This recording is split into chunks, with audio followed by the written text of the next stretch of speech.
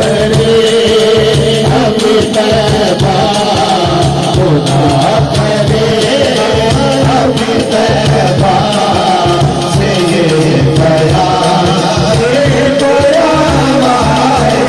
खुदा करे अब तैबा से ये बयान खुदा करे अब तैबा से ये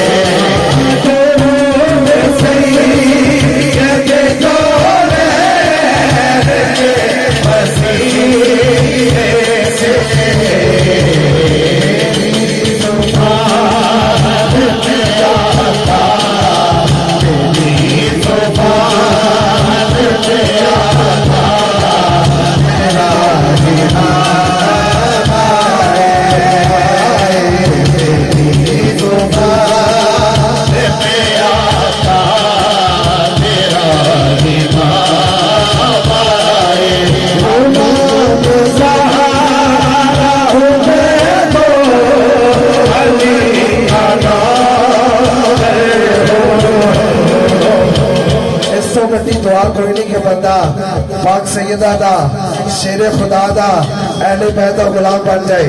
जरा हाथ उठाओ जेड़े गुलाम बन के बैठे हो। जेड़ा चौधरी बैठा है उसकी गल नहीं कर रहा, जेड़ा आले नबी दा गुलाम है वो बोले हाँ गुलाम